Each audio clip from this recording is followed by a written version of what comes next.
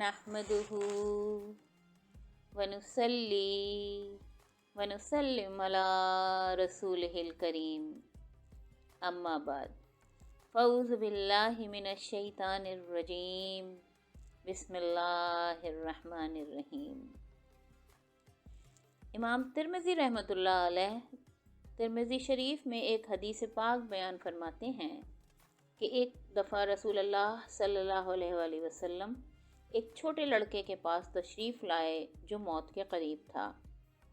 आप सल्लल्लाहु अलैहि वसल्लम ने उससे पूछा कि तुम कैसे हो? लड़के ने जवाब दिया कि या रसूलल्लाह, मैं अल्लाह की कसम खाकर कहता हूँ कि मुझे अल्लाह से उम्मीद है और मैं अपने गुनाहों से भी डरता हूँ। रसूलुल्लाह सल्लल्लाहु अलैहि वसल्लम ने फरमाया, ये दोनों खूबियाँ बंदे के दिल में उस वक्त तक जमा नहीं होती मगर ये कि अल्लाह ताला उसे वो चीज़ देते हैं जिसकी वो उम्मीद करता है और जिस चीज़ से वो डरता है उससे उसे महफूज रखते हैं। अल्लाह सुब्हानहू व तआला से उम्मीद, जिसे अरबी में रिजा कहा जाता है, अल्लाह सुब्हानहू व तआला की रहमत की वसअत को देखना और उनकी सखाफत पर भरोसा रखना, यही रिजा है। उम्मीद एक इंजन है जो दिल को अपने महबूब तक पहुंचाता है। उम्मीद हमें हौसला देती है।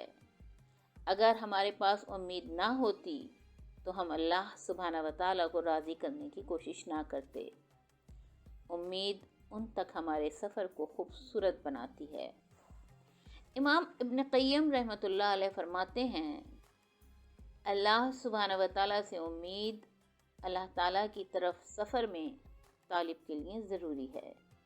अल्लाह ताला का मुतलाशी तकरीबन फ़ना हो जाएगा अगर वो एक लम्हे के लिए भी उम्मीद खो बैठेगा, क्योंकि वो इन तमाम बातों की उम्मीद रखता है अपने रब से। वो गुनाह जिनके माफ़ होने की उम्मीद रखता है, वो कोताहियाँ जिनकी वो उम्मीद करता है कि इस्लाह की जाएगी, वो नेक आमाल जिनकी उसे उम्मीद होती है कि कबूल हो जाएंगे, वो इस्तिकामत जिसके हुसूल और बरकरार रखने की वो उम्मीद करता है, अल्लाह ताला का कुर्ब और उनके साथ एक आला मकाम जिसके वो हासिल करने की उम्मीद रखता है, और कोई तालिब उनकी नज़रों से महरूम होने का मुतहम्मिल नहीं हो सकता। सवाल ये पैदा होता है कि हम उनसे उम्मीद क्यों ना रखें?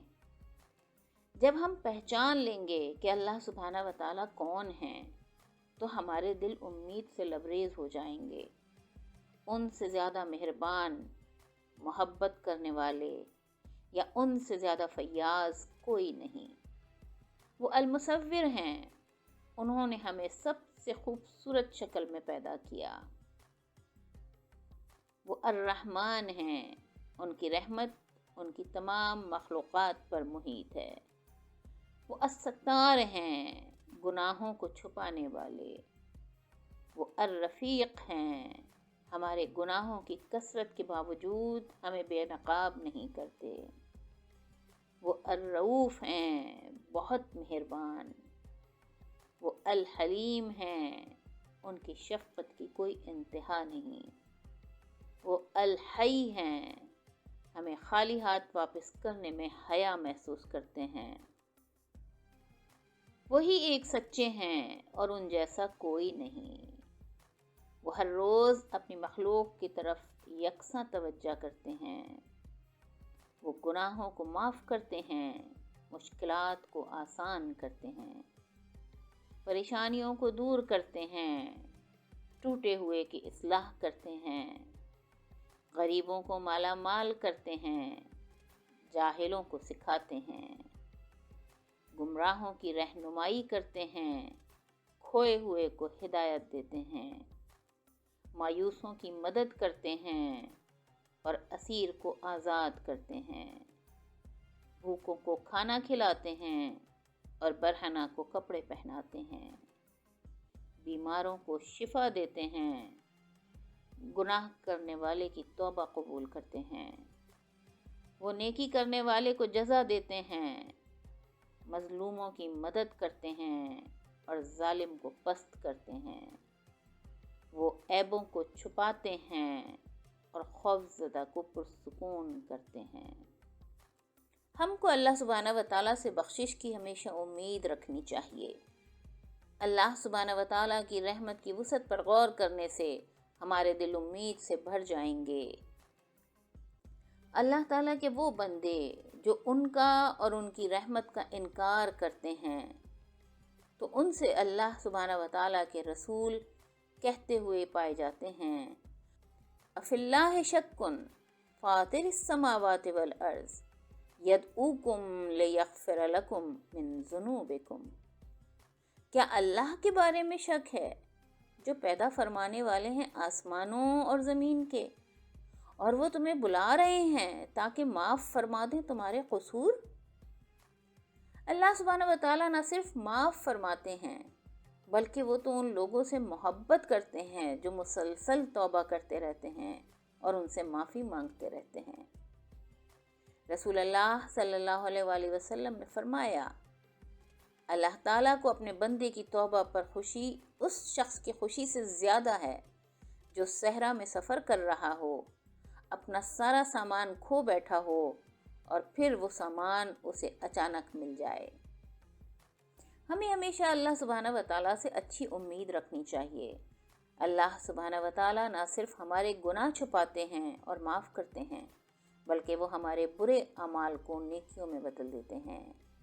فرماتے ہیں، إِلَّا مَن تَابَ وَآمَنَ وَعَمِلَ عَمَلًا صَالِحًا فَأُولَٰئِکَ يُبَدِّلُ اللَّهُ سَیِّئَاتِہِمْ حَسَنَات۔ مگر جس نے توبہ کر لی اور ایمان لایا اور اچھے عمل کیے، سو ایسے لوگوں کے لیے اللہ سبحانہ و تعالیٰ ان کی برائیوں کو نیکیوں سے بدل دیں گے۔ رسول اللہ صلی اللہ علیہ وآلہ وسلم نے فرمایا، اللہ تعالیٰ فرماتے ہیں، اے ابن آدم، جب تک تو مجھے پکارے گا اور مجھ سے امید رکھے گا میں تجھے بخش دوں گا، باوجود اس کے کہ تو نے کیا کچھ کیا، اس کی مجھے کوئی پرواہ نہیں ہے۔ اے ابن آدم، اگر تیرے گناہ آسمان تک پہنچ جائیں اور اس کے بعد بھی تو مجھ سے معافی مانگے تو میں تجھے بخش دوں گا۔ اے ابن آدم، اگر تو میرے پاس گناہوں سے بھری ہوئی زمین بھی لے کر آئے اور پھر مجھ سے ملاقات کرے اس طرح کہ میرے ساتھ کسی چیز کو شریک نہ کیا ہو تو میں تجھے ضرور بخش دوں گا۔ ہمیں یہ دیکھنا ہے کہ ہمیں اللہ سبحانہ و تعالیٰ سے حقیقی امید رکھنی چاہیے یا فریبی امید رکھنی چاہیے۔ حقیقی امید کیا ہے؟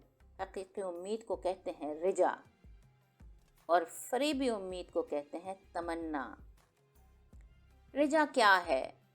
رجا ہے کہ ہم اچھے اعمال کرنے کی کوشش کریں اور پھر اللہ سبحانہ و تعالیٰ سے امید رکھیں کہ وہ یہ اعمال ہم سے قبول فرمائیں گے اور ان میں ہماری کوتاہیوں کو معاف کریں گے۔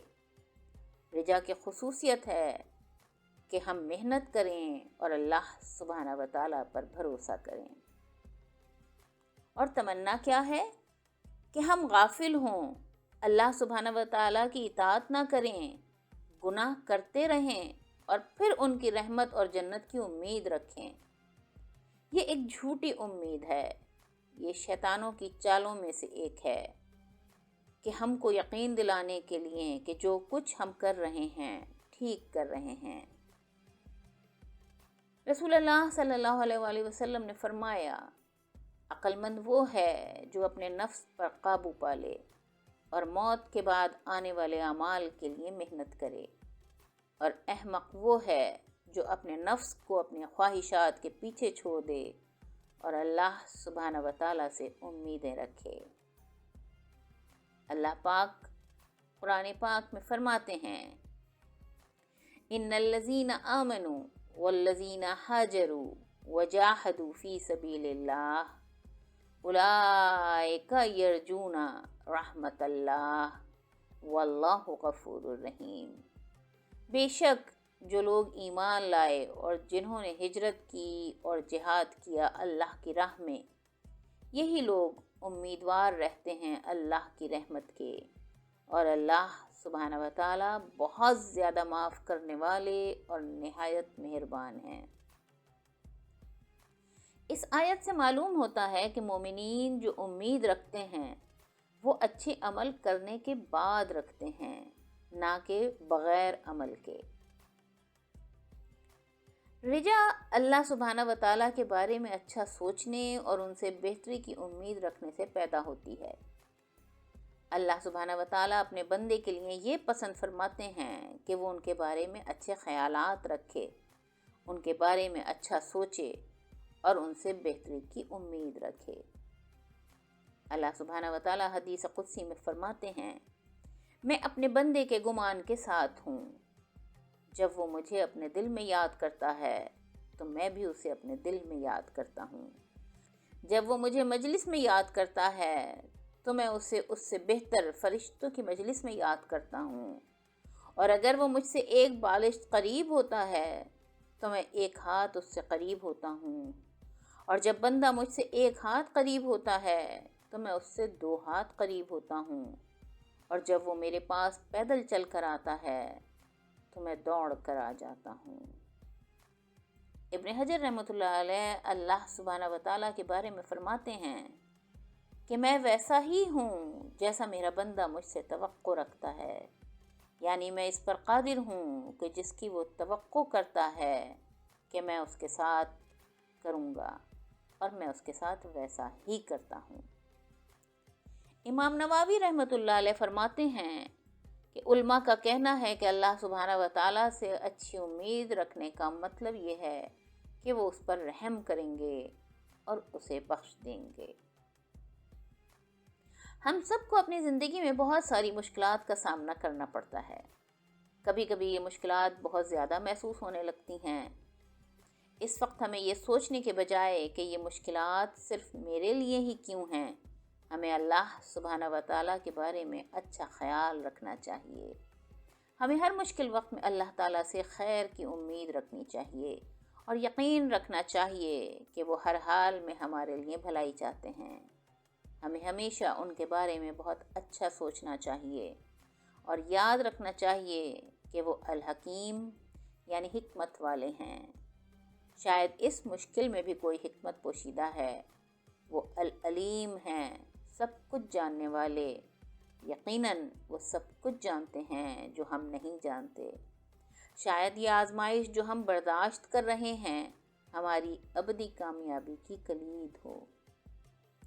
اس بات سے ہمیں کوئی فرق نہیں پڑنا چاہیے کہ ہم کن حالات سے گزر رہے ہیں۔ ہمیں کبھی بھی امید نہیں چھوڑنی چاہیے۔ جس طرح حضرت یعقوب علیہ السلام نے اللہ سبحانہ و تعالیٰ سے اپنے گہرے دکھ اور غم میں شکایت کی اور بہت زیادہ روئے، لیکن انہوں نے کبھی امید نہیں ہاری۔ انہوں نے اپنے بیٹوں سے فرمایا، وَلَا تَيْأَسُوا مِنْ رَوْحِ اللَّهِ إِنَّهُ لَا يَيْأَسُوا مِنْ رَوْحِ اللَّهِ إِلَّا الْقَوْمُ الْكَافِرُونَ، اور مایوس نہ ہونا اللہ کی رحمت سے، اور سچ تو یہ ہے کہ مایوس نہیں ہوتے اللہ کی رحمت سے مگر صرف کافر لوگ۔ سہیل قطائی رحمۃ اللہ علیہ نے بتایا کہ میں نے مالک بن دینار رحمۃ اللہ علیہ کو خواب میں دیکھا اور ان سے پوچھا کہ بتاؤ جب تم اللہ سے ملے تو کیا ہوا؟ انہوں نے جواب دیا، میں ان کے پاس بہت سارے گناہوں کے ساتھ آیا تھا، لیکن ان سے میری اچھی توقعات نے ان گناہوں کو مٹا دیا۔ سب سے بڑی امید ہمارے لیے کیا ہے؟ امید کی بہترین اور بلند ترین قسم اللہ سبحانہ و تعالیٰ سے ملاقات کی امید ہے۔ سب سے اچھی چیز جس کی انسان امید کر سکتا ہے وہ اللہ سبحانہ و تعالیٰ کی خوشنودی، جنت اور خود اللہ سبحانہ و تعالیٰ کو دیکھنے کی امید ہے۔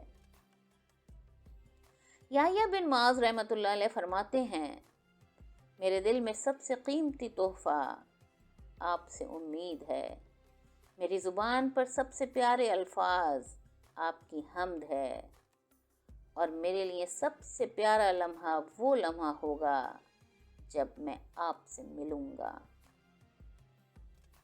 اللہ سبحانہ و تعالیٰ سے امید کے مثبت نتائج کیا نکلتے ہیں؟ پہلا یہ کہ امید ہمیں اللہ سبحانہ و تعالیٰ کی کثرت سے عبادت کرنے اور اس سے لطف اندوز ہونے کی ترغیب دیتی ہے۔ امید ہمیں اچھے کام کرنے کی ترغیب دیتی ہے۔ انعام حاصل کرنے اور ان سے ملنے کی امید رکھنا ہمیں آگے بڑھنے اور مزید کام کرنے کی ترغیب دیتا ہے۔ یہ عبادت میں خوشی اور مٹھاس تلاش کرنے کے لیے بھی ایک اہم جز ہے۔ ابن قیم رحمۃ اللہ علیہ فرماتے ہیں، امید ہی وہ رہنما ہے جو اللہ سبحانہ و تعالیٰ کی طرف سفر کرنے کی تحریک دیتی ہے۔ یہ سفر کو مزید خوشگوار بناتی ہے اور انسان کو آگے بڑھنے اور راستے پر قائم رہنے کی ترغیب دیتی ہے۔ اگر یہ امید نہ ہوتی تو کوئی بھی اس سفر کو طے نہ کر پاتا، کیونکہ صرف خوف کسی کو تحریک نہیں دے سکتا۔ یہ امید ہی ہے جو تحریک دیتی ہے، خوف ہے جو چلاتا ہے، اور امید ہے جو حوصلہ دیتی ہے۔ اور دوسرا یہ کہ امید ہمیں اپنی عبودیت کو ظاہر کرنے کی اجازت دیتی ہے۔ امید ہمیں ہر وقت اللہ سبحانہ و تعالیٰ کی طرف متوجہ کرنے اور ضرورت کے وقت ہم کو عاجزی کرنے پر مجبور کرتی ہے، جو کہ اللہ سبحانہ و تعالیٰ کی بندگی کا نچوڑ ہے۔ امید بندے کی اپنے رب کی ضرورت کو ظاہر کرتی ہے کہ وہ کس طرح پلک جھپکنے کے لیے بھی اپنے آپ پر بھروسہ نہیں کر سکتا، صرف اپنی امید اللہ سبحانہ و تعالیٰ سے ہی رکھتا ہے۔ دنیا یا دنیا والوں سے امیدیں وابستہ کرنے کے بجائے اس کا دل ان سے لگا ہوتا ہے۔ اس طرح امید اللہ سبحانہ و تعالیٰ پر ہمارے ایمان کو بڑھاتی ہے اور ان کی وحدانیت کے اثبات کا ذریعہ بھی ہے۔ اور تیسرا یہ کہ امید ہمارے دل کو اللہ سبحانہ و تعالیٰ سے جوڑتی ہے اور ان سے محبت کرواتی ہے۔ ہم ان سے جتنی زیادہ امیدیں کرتے ہیں، اتنا ہی ان کے لیے ہماری شکر گزاری اور محبت بڑھتی جاتی ہے۔ جب ہمیں ان سے امید ہوتی ہے تو ہم بےتابی اور کثرت سے انہیں یاد کرتے ہیں۔ صرف اللہ سبحانہ و تعالیٰ پر امید رکھنا ہمیں ان کی مخلوق کے ساتھ لگاؤ سے آزاد کرتا ہے، جو بالآخر کمزور ہیں اور اکثر ہمیں مایوس ہی کرتے ہیں۔ اللہ سبحانہ و تعالیٰ ہمیں کبھی مایوس نہیں کرتے۔ اور چوتھا یہ کہ امید ہمیں دعا کرنے کی ترغیب دیتی ہے۔ دعا ایک اہم ترین عبادت ہے اور یہ امید کے بغیر ممکن نہیں ہے۔ ابن قیم رحمۃ اللہ علیہ فرماتے ہیں، دعا کی بنیاد امید ہے۔ اگر دعا کرنے والے کو اس کی درخواست کے قبول ہونے کی امید نہ ہو تو وہ دعا نہیں کرے گا۔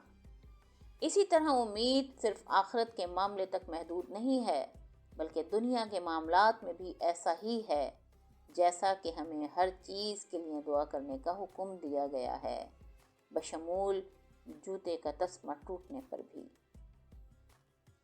ہماری دنیاوی خواہشات کو پورا کرنے کے لیے ان سے ہماری امید در حقیقت ان پر ہمارے یقین کی نشانی ہے۔ ہم اللہ سبحانہ و تعالیٰ سے امید کیسے حاصل کر سکتے ہیں؟ پہلا یہ کہ ہم ان کی نعمتوں پر غور کریں۔ دوسرا یہ کہ ان کے بے شمار اور حیرت انگیز انعامات پر غور کریں جن کا انہوں نے ہم سے آنے والی زندگی کے لیے وعدہ کیا ہے۔ اور تیسرا یہ کہ ہم ان کی رحمت اور ان کی مہربانی پر غور و فکر کریں۔ امام غزالی رحمۃ اللہ علیہ فرماتے ہیں، امید اللہ کی مہربانی، ان کی سخاوت، ان کی جامع نعمتوں اور ان کی مخلوق کی لطافت اور باریکیوں کو پہچاننے سے حاصل ہوتی ہے۔ اور جب کوئی ان کی مہربانی اور ان کے انعامات کے وعدوں پر یقین کر لیتا ہے تو یہ دونوں چیزیں اس کی امید کے حصول کا باعث بنتی ہیں۔ اور چوتھا یہ کہ اللہ سبحانہ و تعالیٰ کے ان ناموں پر ہم غور کریں جو امید دلاتے ہیں۔ ہمیں اللہ تعالیٰ کے ناموں پر غور کر کے اپنی امیدوں کو بڑھانا چاہیے۔ مثال کے طور پر جب ہم ان کے نام الغفور پر غور کریں، یعنی ہمیشہ معاف کرنے والے، تو ان سے معافی کی امید رکھیں۔ جب الکریم پر غور کریں یعنی سب سے زیادہ سخی تو ان کی سخاوت کی امید رکھیں، اور جب الوہاب پر غور کریں تو ان کی طرف سے لامتناہی تحفوں اور نعمتوں کی امید رکھیں۔ جتنا ہم اللہ سبحانہ و تعالیٰ کو جانیں گے اتنی ہی ان سے امیدیں وابستہ کریں گے۔ ابن قیم رحمۃ اللہ علیہ لکھتے ہیں کہ کسی کی امید کی طاقت اللہ سبحانہ و تعالیٰ کے اسماء و صفات کے علم کی طاقت ہے، اور ان کے غضب پر ان کی رحمت کی فتح کے متناسب ہے۔ پانچواں یہ کہ ہم قرآن پاک پر غور و فکر کریں، امید کا اظہار کرنے والی آیات پر غور کریں اور انہیں بار بار پڑھیں۔ ان آیات پر رکیں اور اپنے دل کو ان سے مغلوب ہونے دیں۔ اللہ سبحانہ و تعالیٰ کے بارے میں، ان کی نعمتوں کے بارے میں، جنت کے بارے میں جو بھی آیات ہیں سب اس سلسلے میں ہمارے لیے فائدہ مند ہوں گی۔ بہت سے علماء کے نزدیک سب سے زیادہ امید پیدا کرنے والی آیت یہ ہے، قل یا عبادی الذین اسرفوا علی انفسہم لا تقنطوا من رحمت اللہ ان اللہ یغفر الذنوب جميعا انہ هو الغفور الرحیم۔ اے نبی صلی اللہ علیہ وآلہ وسلم فرما دیجئے کہ اے میرے بندوں جنہوں نے ظلم کیا ہے اپنی جانوں پر، اللہ کی رحمت سے مایوس نہ ہونا، بلا شبہ اللہ معاف فرما دیتے ہیں سارے گناہ، یقیناً وہ تو ہیں ہی گناہ معاف فرمانے والے مہربان۔